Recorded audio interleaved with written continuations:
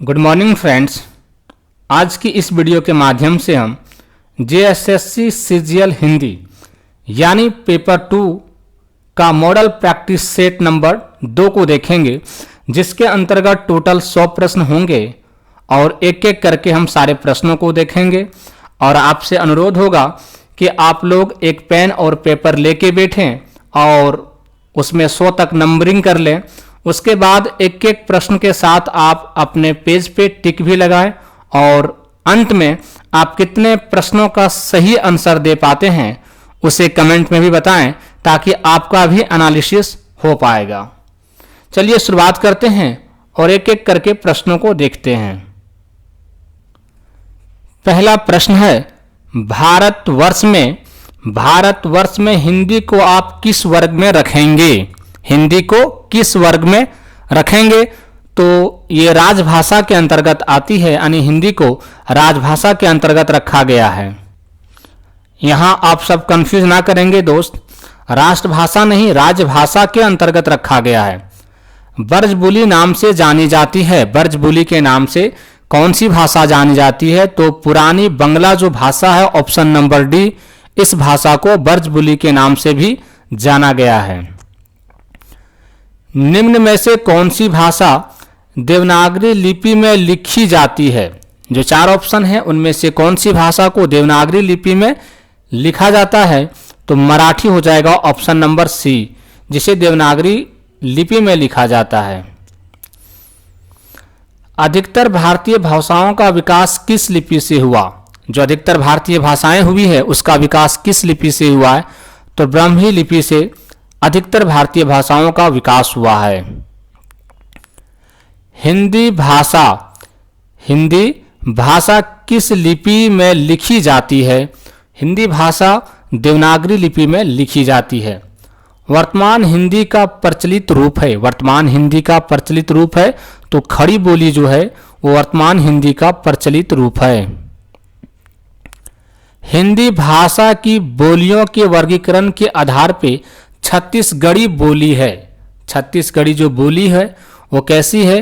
पूर्वी हिंदी होगा या पश्चिमी हिंदी, पहाड़ी हिंदी या राजस्थानी हिंदी?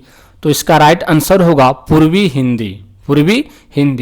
और पूर्वी हिंदी के अंतर्गत अन्य जो भाषा हैं उसमें एक अवधी आ जाएगा, अवधी भी पूर्वी हिंदी के अंतर्गत है। बघेली एक भाषा है, यह भी पूर्वी हिंदी के अंतर्गत है। और एक यहाँ पे था छत्तीसगढ़ी, तो अवधी, बघेली और छत्तीसगढ़ी पूर्वी हिंदी बोली के अंतर्गत आता है। निम्नलिखित में कौन सी पश्चिमी हिंदी की बोली नहीं है? पश्चिमी हिंदी की बोली नहीं है, तो 7 नंबर क्वेश्चन में हमने देखा कि बघेली जो है वो पूर्वी हिंदी की बोली है, तो ये पश्चिमी हिंदी की बोली नहीं है। तो 8 का ऑप्शन नंबर डी राइट हो जाएगा। अब यहाँ ये भी याद रखना जरूरी है कि पश्चिमी हिंदी की बोली कौन कौन सी है। तो बुंदेली जो है वो पश्चिमी हिंदी का है, ब्रजभाषा भी पश्चिमी हिंदी का है, कन्नौजी भी पश्चिमी हिंदी का, यानी बुंदेली, ब्रजभाषा, कन्नौजी। और इसके अलावा जो है वो एक है खड़ी बोली, ये भी आपका पश्चिमी हिंदी का है, और एक है बांगरू। ये टोटल जो 5 भाषाएं हैं, 5 बोलियां हैं, ये सारे पश्चिमी बोली का हो जाएगा। संविधान के अनुच्छेद 351 में किस विषय का वर्णन है? 351 जो अनुच्छेद नंबर है उसमें किस विषय का वर्णन है? तो हिंदी के विकास के लिए निर्देश का वर्णन अनुच्छेद नंबर 351 में है। संघ की राजभाषा 343 बताता है। उच्च न्यायालय की भाषा 348 नंबर का अनुच्छेद बताता है उच्च न्यायालय की भाषा। और पत्राचार की भाषा 346 नंबर का अनुच्छेद बताता है। यानी संघ की राजभाषा 343, उच्चतम न्यायालय की भाषा 348 और पत्राचार की भाषा 346, और अनुच्छेद 351 जो है हिंदी के विकास के लिए निर्देश। नेक्स्ट क्वेश्चन है, ब्रजभाषा है, तो ब्रजभाषा जो है वो पश्चिमी हिंदी है। ब्रजभाषा पश्चिमी हिंदी है, पश्चिमी हिंदी में आया था आपका ब्रजभाषा, खड़ी बोली, कन्नौजी, बुंदेली और बांगरू, ये सारी पश्चिमी भाषा हैं। चारों चरणों में समान मात्राओं वाले छंद को क्या कहते हैं? समान मात्राओं वाले छंद को क्या कहते हैं? तो सममात्रिक छंद कहते हैं। समान मात्रा वाले छंद को सममात्रिक छंद कहते हैं। निम्नलिखित में सममात्रिक छंद का कौन सा उदाहरण है? सममात्रिक छंद का कौन सा उदाहरण है? तो चौपाई जो है वो सममात्रिक छंद का उदाहरण है। शोभित कर नवनीत लिए, घुटरूनी चलत रेणु तन मंडित मुख दधि लेप किए, इन पंक्तियों में से कौन सा रस है? इस पंक्ति में किस रस का प्रयोग है? तो वात्सल रस का प्रयोग किया गया है। वात्सल रस का प्रयोग किया गया है। और 9वें नंबर का जो रस है वो शांत रस को बताया गया है। रसोपति में आश्रय की चेष्टाएं क्या कही जाती है? रसोपति में आश्रय की चेष्टाओं को क्या कहा गया है? तो अनुभाव कहा गया है। अनुभाव।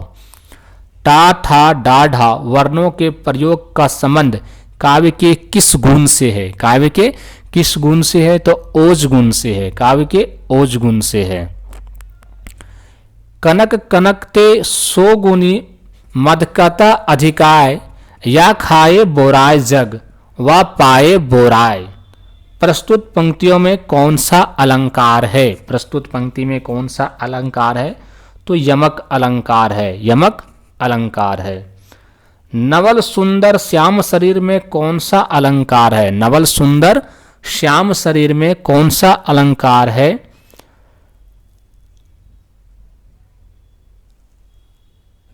आंसर हो जाएगा आपका उल्लेख अलंकार। नवल सुंदर श्याम शरीर में उल्लेख अलंकार है। निम्न में से नासिक व्यंजन कौन सा है? नासिक व्यंजन कौन सा है? यानी जिसके उच्चारण में नाक की जरूरत होती है। तो इया जो है वो नासिक व्यंजन के अंतर आता है। नासिक व्यंजन के अंतर्गत आता है। ए आय वर्ण क्या कहलाते हैं? ए और आय जो वर्ण है वो क्या कहलाते हैं? तो कंठ तालव्य कहलाते हैं। कंठ तालव्य कहलाते हैं। हिंदी वर्णमाला में आयोग वाह वर्ण कौन से हैं? आयोग वाह वर्ण जो है वह कौन सा है? तो अंग मतलब अंग और या, ये जो दो वर्ण हैं वो आयोग वाह वर्ण कहे जाते हैं। निम्न में बताइए किस शब्द में द्वित्व व्यंजन है? द्वित्व व्यंजन है तो दिल्ली में जो आपका है वो द्वित्व व्यंजन है। सा सा हा कौन से व्यंजन कहलाते हैं? कौन से व्यंजन कहलाते हैं? तो संघर्षी व्यंजन कहलाते हैं। संघर्षी व्यंजन कहलाते हैं। तालिबशा, मूर्धनशा, दंतशा और हा जो हैं वो सारे के सारे चारों संघर्षी व्यंजन कहलाते हैं। निम्नलिखित में कौन स्वर्ण नहीं है? कौन स्वर्ण नहीं है? तो इया जो है वो स्वर्ण नहीं है। निम्नलिखित में कौन टा वर्ग नहीं है? टा वर्ग में कौन सा नहीं है? तो घा जो है वो टा वर्ग में नहीं है, ये ता वर्ग में है। निम्नलिखित में कौन सा पश्च स्वर है? कौन सा पश्च स्वर है? तो आ जो है उसे पश्चिम स्वर कहा जाता है। पश्चिम स्वर कहा जाता है। 1957 में गोदाम का अंग्रेजी में अनुवाद किनके द्वारा किया गया? जो ऑप्शन यहाँ पे है उनमें से किन्होंने 1957 ईस्वी में गोदाम का अंग्रेजी में अनुवाद किया? तो जयरतन और पुरुषोत्तम लाल जी जो हैं वो गोदाम का अनुवाद अंग्रेजी में 1957 को द गिफ्टेड काव के नाम से करते हैं। तो ऑप्शन नंबर डी हो जाएगा, बी और सी दोनों। गोदाम उपन्यास का नायक कौन है? तो होरी जो है वो गोदाम उपन्यास का नायक है। गोदाम उपन्यास का नायक है। और जो गोदाम उपन्यास है दोस्त, इसका प्रकाशन हिंदी ग्रंथ रत्नाकर कार्यालय, हिंदी ग्रंथ रत्नाकर कार्यालय बंबई से 1936 ईस्वी को हुआ था। मानव चरित्र होरी था। मानव चरित्र होरी था एक किसान था। होरी एक किसान था जिसके पास 5 बीघा जमीन थी। होरी एक किसान है जिसका विवाह निम्नलिखित में से हुआ है। तो होरी का विवाह धनिया से हुआ है। होरी का विवाह धनिया से हुआ है। और होरी का जो बेटा है गोबर, उसका विवाह झुनिया से हुआ था। उसका विवाह झुनिया से हुआ था। मुंशी प्रेमचंद के गोदाम में कौन सा पात्र नहीं है? गोदाम में कौन सा पात्र नहीं है? तो होरी है, जो मुख्य पात्र भी है, नायक भी है। हीरा भी है, जो बड़ा भाई है मुंशी प्रेमचंद का, जिसने इसकी गाय को जहर दी थी। शोभा छोटा भाई है। और श्रीदास जो है वह कैरेक्टर इस उपन्यास में नहीं है। तो 30 का ऑप्शन नंबर डी हो जाएगा। ध्रुव स्वामिनी के रचयिता हैं, ध्रुव स्वामिनी जो नाटक है इसके रचयिता हैं भरतेंदु हरिश्चंद्र, भरतेंदु हरिश्चंद्र जी। नेक्स्ट क्वेश्चन है, पूस की रात कहानी के रचनाकार हैं। पूस की रात जो कहानी है इसके रचनाकार हैं तो प्रेमचंद जी पूस की रात कहानी के रचनाकार हैं। बिहारी किस राजा के दरबारी कवि थे? तो जयसिंह के दरबारी कवि थे, यानी ऑप्शन नंबर सी, जयसिंह के दरबारी कवि हैं बिहारी। किस कवि का उपनाम उग्र है? किस कवि को उग्र भी कहा जाता है? तो पांडे बेचैन शर्मा को उग्र कहा जाता है, यानी ऑप्शन नंबर बी, पांडे बेचैन शर्मा को उग्र कहा गया है। विद्यापति की पदावली किस भाषा क्या है? पदावली जो है वो किस भाषा का है? तो मैथिली भाषा का है। ढाई अक्षर प्रेम के पढ़े सो पंडित होए, प्रस्तुत पंक्ति की रचयिता हैं। ढाई अक्षर प्रेम के पढ़े सो पंडित होए, इस जो पंक्ति है इसके रचयिता हैं कबीर दास, कबीर दास। बिहारी ने क्या लिखे? बिहारी जो हैं उन्होंने क्या लिखे? तो बिहारी दोहे को लिखा है, बिहारी ने दोहे को लिखा है। निम्नलिखित में कौन छायावादी कवि हैं? छायावादी कवि कौन है? तो छायावादी कवि के रूप में यहाँ पे जो है ऑप्शन नंबर सी हो जाएगा, सुमित्रा नंदन पंत। और छायावादी के जो 4 स्तंभ हैं उसमें एक आपका जयशंकर प्रसाद हो जाएगा, सुमित्रा नंदन पंत भी है, सूर्यकांत त्रिपाठी निराला है और एक है महादेवी वर्मा। ये चारों जो हैं वो छायावादी के 4 स्तंभ कहे जाते हैं, माने जाते हैं। काव्यालंकार सूत्र वृत्ति किसकी रचना है? काव्यालंकार सूत्र वृत्ति किसकी रचना है? तो वामन की रचना है, वामन की रचना है काव्यालंकार सूत्र वृत्ति। काव्य प्रकाश किसकी रचना है? काव्य प्रकाश तो मम्मट की रचना है, काव्य प्रकाश मम्मट की रचना है, काव्य प्रकाश। औचित्य विचार चर्चा, औचित्य विचार चर्चा किसकी रचना है? तो क्षमेंद्र की रचना है, औचित्य विचार चर्चा, क्षमेंद्र की रचना औचित्य विचार चर्चा। काव्य अलंकार हो जाएगा वामन का, काव्य प्रकाश हो जाएगा मम्मट का और औचित्य विचार चर्चा क्षमेंद्र का। धनंजय व धनी ने साधारणीकरण के लिए किस शब्द का प्रयोग किया? धनंजय व जो धनिक हैं उन्होंने साधारणीकरण के लिए किस शब्द का प्रयोग किया है? तो परित्यक्त विशेष का, परित्यक्त विशेष का प्रयोग किया है साधारणीकरण के लिए धनंजय, जिसे धनिक भी कहते हैं। रिचर्ड्स ने आवेगों के आधार पे काव्य के कितने भेद किए हैं? जो रिचर्ड्स हैं उन्होंने आवेगों के आधार पे काव्य के 2 भेद किए हैं, काव्य के 2 भेद किए हैं। रिचर्ड्स के अनुसार आलोचना का चरम बिंदु है, आलोचना का चरम बिंदु संप्रेषण है, आलोचना का चरम बिंदु संप्रेषण है। भारत दुर्दशा नाटक के अनुसार भारत की दुर्दशा का प्रमुख कारण क्या है? जो भारत की दुर्दशा हुई थी उसका प्रमुख कारण बताया गया आपसी बैर और स्त्रियां, आपसी बैर और स्त्रियां, यानी ऑप्शन नंबर सी। ध्रुव स्वामिनी ने कितने गीत गाए गए? जो ध्रुव स्वामिनी नाटक है उसमें कितने गीत गाए गए हैं? तो टोटल 4 गीत गाए गए हैं ध्रुव स्वामिनी नाटक में। ध्रुव स्वामिनी नाटक के नायक का क्या नाम है? नाटक के नायक का क्या नाम है? तो चंद्रगुप्त जो है नाटक का नायक है। मधुआ कहानी में किसका वर्णन है? तो शराबी के हृदय परिवर्तन का वर्णन है मधुआ नाम की जो कहानी है उसमें। दिल्ली में एक मौत कहानी के पात्र सेठ दिवाचंद कैसे व्यक्ति थे? कैसे व्यक्ति थे? तो शरीफ और दुनियादार व्यक्ति थे सेठ दिवाचंद। कहानी दिल्ली में एक मौत के आधार पे। सेठ दिवाचंद दिल्ली के किस इलाके के मशहूर व्यापारी थे? तो करोल बाग के मशहूर व्यापारी थे सेठ दिवाचंद। दिल्ली में एक मौत कहानी में लेखक ने किस भावना को इंगित किया है? किस भावना को? तो मनुष्य की संवेदनशीलता की जो भावना है इसी भावना को दिल्ली में एक मौत जो कहानी है उसके माध्यम से लेखक ने इंकित किया है। नीलम देश की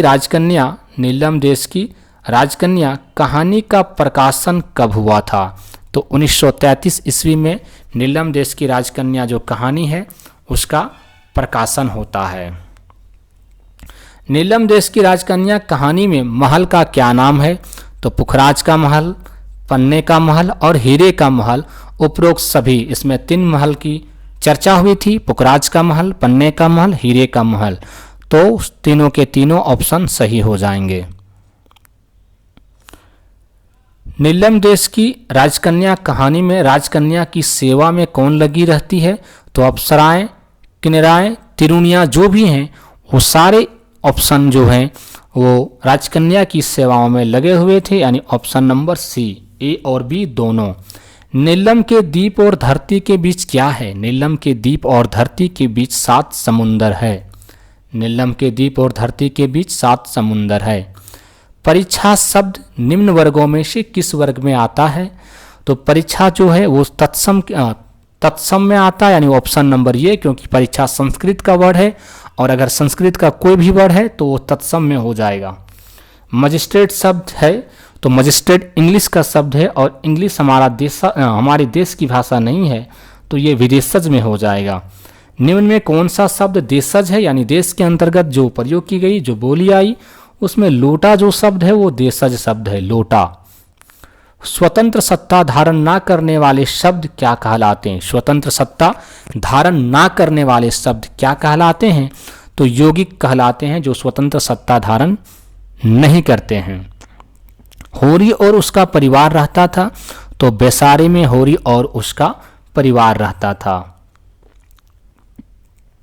हिंदी में भक्ति साहित्य की परंपरा का प्रवर्तक किसने किया है? हिंदी में जो भक्ति साहित्य है इस परंपरा का प्रवर्तक के रूप में कौन जाने जाते हैं? तो कबीर दास जाने जाते हैं। कबीर की वचनावली की सबसे प्राचीन प्रति कब लिखी गई? कबीर की वचनावली की सबसे जो प्राचीन प्रति है वो 1512 ईस्वी को लिखी गई, 1512 ईस्वी को।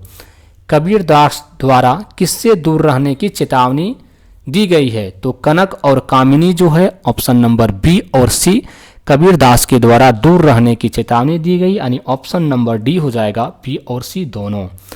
छायावाद स्थूल के प्रति सूक्ष्म का विद्रोह है, किसने कहा? छायावाद स्थूल के प्रति सूक्ष्म का विद्रोह है। कौन कहते हैं इस बात को? तो डॉक्टर नागेंद्र जी कहते हैं। डॉक्टर नागेंद्र जी कहते हैं।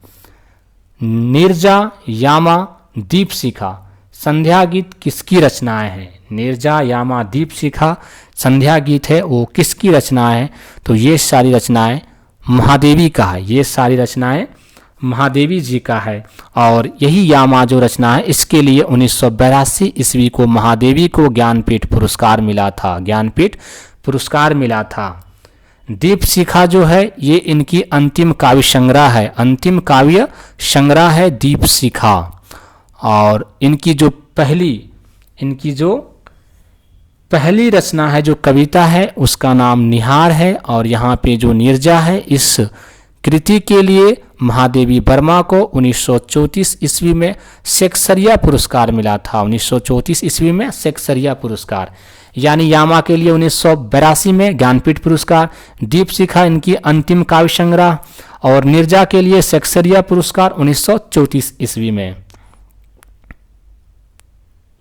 जब वेदना के आधार पे स्वानुभूतियों की अभिव्यक्ति होने लगी तो उसे हिंदी में छायावाद के नाम से अभिहित किया। यह परिभाषा किसकी है? यह परिभाषा किसकी है? तो जयशंकर प्रसाद जी इस बात को कहते हैं, जयशंकर प्रसाद जी। कृष्ण का सर्वप्रथम उल्लेख किस रचना में मिलता है? कृष्ण का सर्वप्रथम उल्लेख ऋग्वेद की जो रचना है उसमें मिलता है। हिंदी क्षेत्र में आने वाले राज्यों में नहीं है, तो उड़ीसा जो है हिंदी क्षेत्र में आने वाले राज्यों में नहीं है। नागरिक प्रचारिणी सभा का स्थापना वर्ष है, यानी नागरिक प्रचारिणी सभा की स्थापना 1893 ईस्वी को, 1893 ईस्वी को श्यामसुंदर दास के द्वारा, श्यामसुंदर दास के द्वारा नागरिक प्रचारिणी सभा की स्थापना की गई है। श्याम सुंदर दास। परिंदे कहानी की विशेषता है, परिंदे जो निर्मल वर्मा की कहानी है इसकी विशेषता है तो पत्रों के मन के अंदर के द्वंद्वों पर टिकी हुई है, व्यक्ति के मन के अंदर यथार्थ को सामने लाना, उसके लिए एक सार्थक भाषा की खोज, उपरोक्त सभी ये परिंदे कहानी की विशेषता है। परिंदे कहानी की महिला पात्र हैं, परिंदे कहानी जो है उसमें कौन कौन महिला पात्र है, तो एक लतिका है, जूली भी है और सुधा, ये तीनों के तीनों परिंदे कहानी की महिला पात्र है, यानी ऑप्शन नंबर ये। परिंदे कहानी में संगीत का शीर्षक कौन है, जो परिंदे कहानी है उसमें संगीत का शीर्षक मिस्टर हुबर्ट है, मिस्टर हुबर्ट। गजाधर बाबू के स्वभाव की दो विशेषताएं थी, वे स्नेही व्यक्ति थे, परिवार के सदस्यों के साथ मनोविनोद करना चाहते थे, तो इसमें जो राइट आंसर है ये और बी दोनों हो जाएगा, यानी ऑप्शन नंबर सी। वापसी कहानी के प्रमुख पात्र हैं, वापसी जो कहानी है इसके प्रमुख पात्र कौन हैं, तो गजाधर बाबू प्रमुख पात्र हैं और वापसी कहानी के लेखक उषा प्रिवंदा जी हैं। मिसपाल कहानी के पात्र हैं तो जरावर सिंह भी है, रंजित भी है और मिसपाल भी है, तो उपरोक्त सभी हो जाएगा, यानी ऑप्शन नंबर डी। मिसपाल किसकी रचना है, मिसपाल किसकी रचना है, तो मोहन राकेश की रचना है मिसपाल, मोहन राकेश की।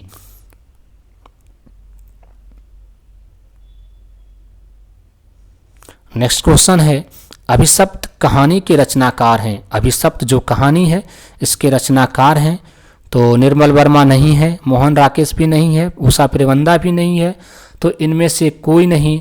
और अगर राइट जो होगा इसका आंसर इस कहानी के लेखक, तो अभिशप्त के लेखक हैं यशपाल, अभिशप्त के लेखक हैं यशपाल। निम्नलिखित में से कौन दिनकर की रचना नहीं है, दिनकर जी की रचना कौन सी नहीं है, कुरुक्षेत्र है, उर्वशी है, रेणुका है, तो मेला आंसर दिनकर की रचना नहीं है, ऑप्शन नंबर डी इस प्रश्न का राइट आंसर हो जाएगा। दिनकर की पहली रचना कौन सी है, दिनकर की पहली रचना कौन सी है, तो विजय संदेश जो है वो दिनकर की पहली रचना है, दिनकर की पहली रचना विजय संदेश। दिनकर राष्ट्रकवि क्यों जाने जाते हैं, दिनकर जो है राष्ट्रकवि के रूप में क्यों जाने जाते हैं, तो राष्ट्रहित सर्वोपरि था, उनकी जो कविताएं थे उसमें राष्ट्रहित को ध्यान रखा गया था, पीड़ितों के लिए आवाज़ भी था, जन जन के दुख दर्द को अपना दर्द समझते थे।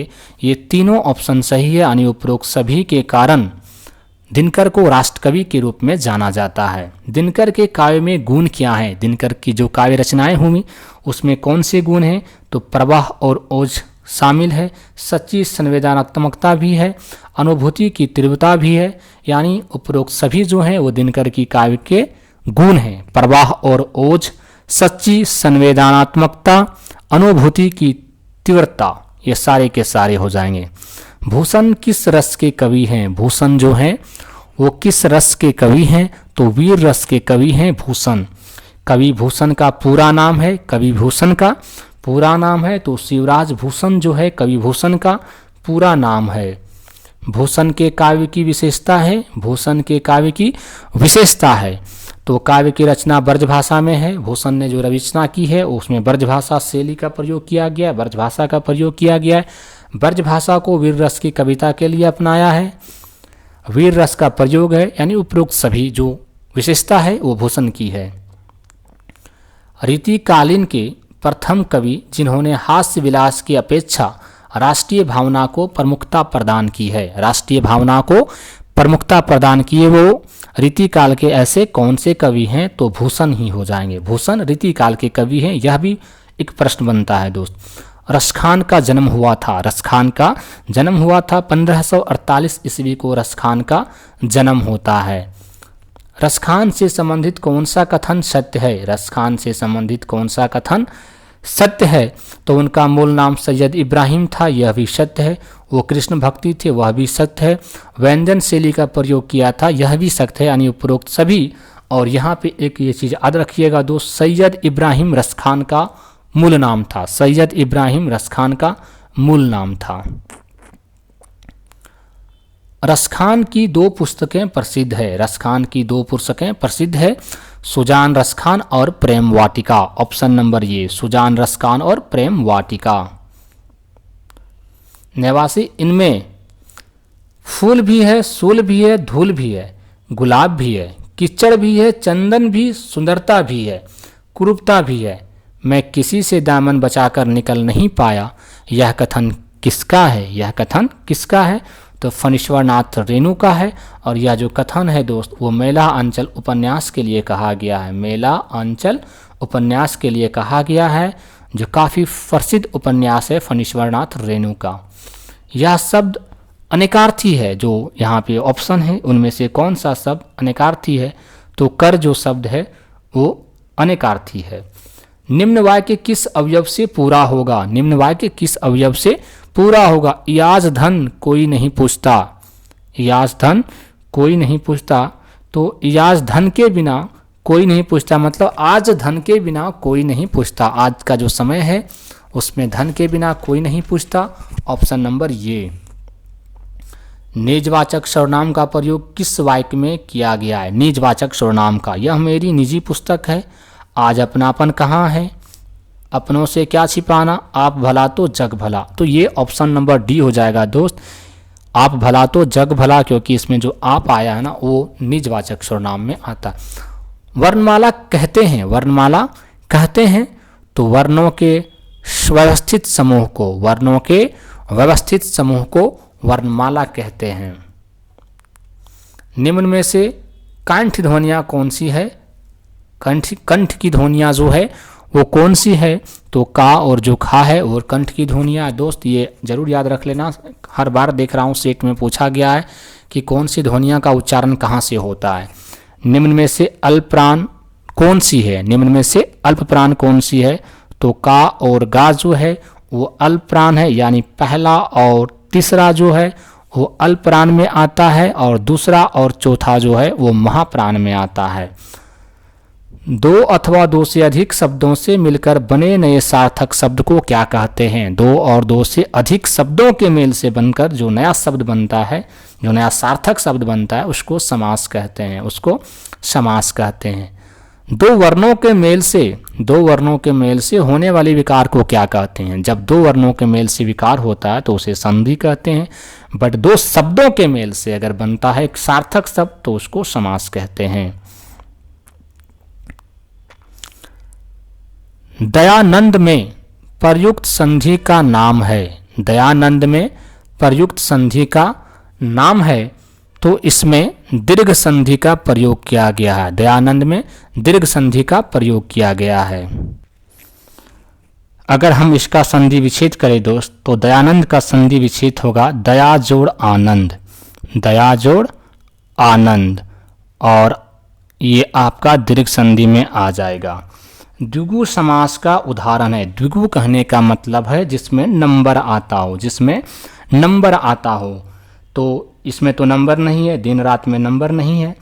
चतुरान में आपको लगेगा कि 4 लिखा हुआ है तो नंबर है, बट अगर किसी वर्ड से किसी महापुरुष या किसी अन्य चीज का बोध होता हो तो वो बहुब्रीहि समास में आ जाता है। अगर आप कोई वर्ड बोलते हैं जैसे दशानन, तो दशानन जो बोलते हैं 10 मुख वाले या 10 हाथ वाले जो होते हैं, अगर रावण का यहाँ पे प्रतीक होता है तो वो सारे बहुब्रीहि समास में आते हैं।